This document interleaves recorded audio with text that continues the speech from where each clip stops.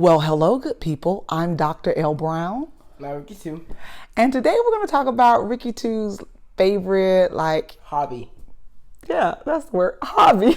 I like how you use that word. His favorite thing to do, his favorite hobby. What's your favorite hobby? Scootering. As you can see by my shirt, this is how I roll.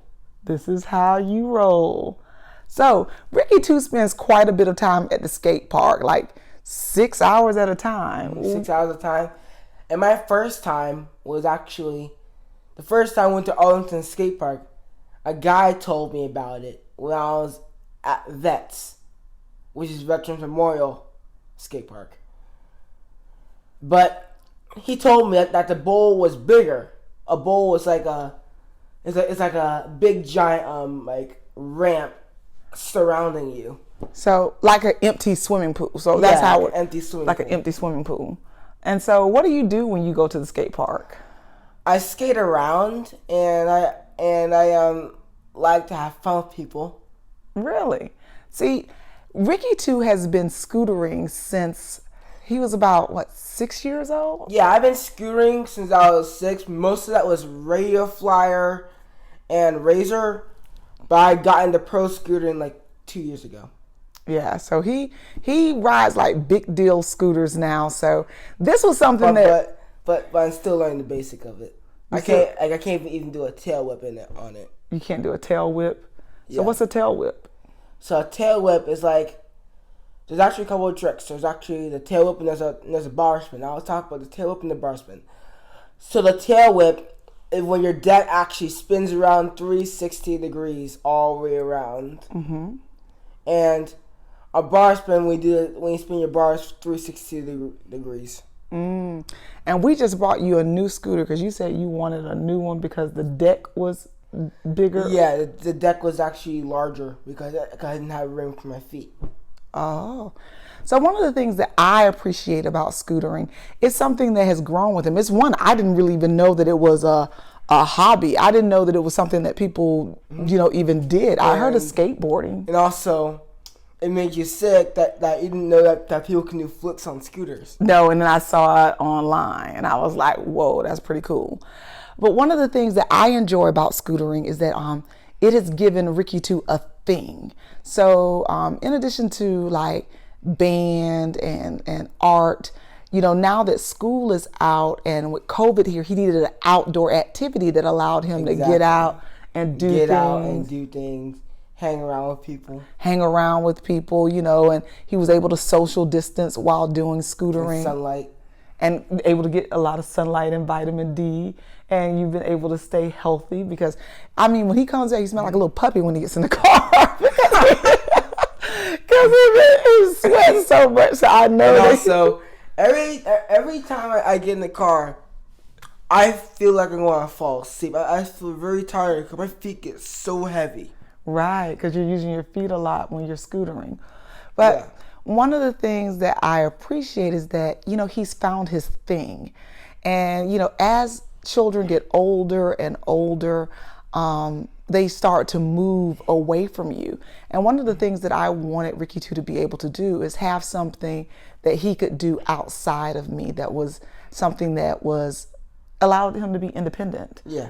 And the fact that he's able to go to the skate park and he's able to skate, I'm able to leave him there for periods of time. He's able to walk across the street and go to like the pizzeria and get Gatorades. I got 2 Gatorades. You got 2 Gatorades, because a while ago I got him a debit card so that he could be, independent and go into the store and learn to make purchases on his own. So he's been doing that for about almost 2 years now.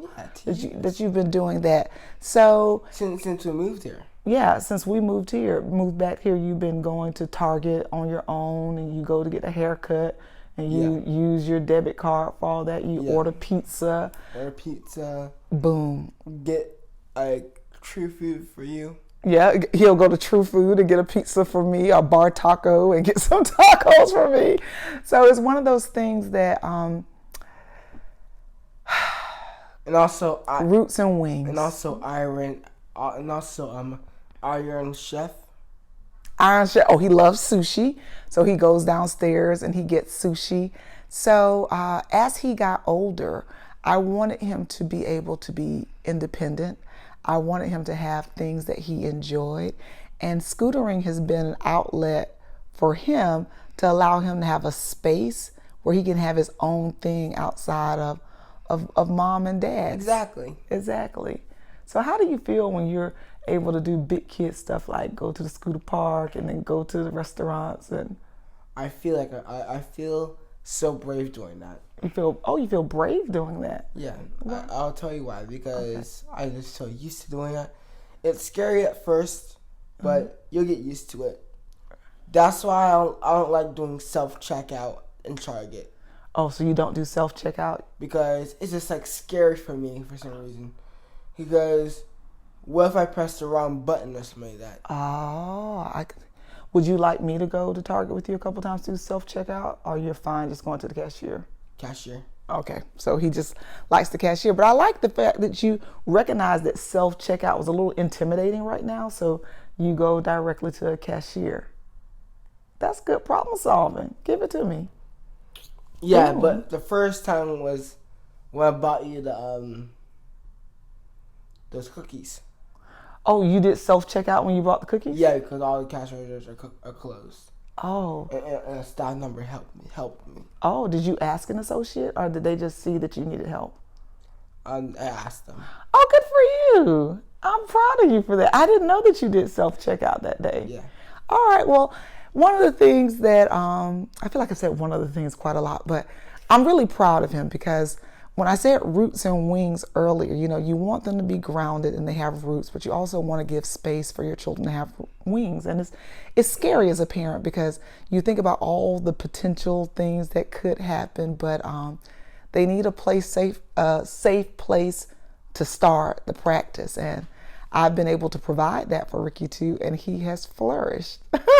And he's quite proud of himself. He's brave. So bit by bit, scaffold it for your children, put the hedges around and then bring them out just a little bit more and a little bit more, because there's going to come a time when our children will move into adulthood, and we want to child to teenager, teenager to adult. Teenager to adult. And we want to make sure that our children are prepared to be as self-sufficient as their potential permits, because we're always going to be there. We just want to make sure that they're able to maximize their personal potential. Yeah. Anything else you want to say? No, I think we're good. All right. Well, scootering has been his gateway to independence. I hope you and your child find your thing, because if you find that thing that they can stay with for long periods of time, they just continue to grow and develop in that space. Exactly. Well, from our family to yours. Bye.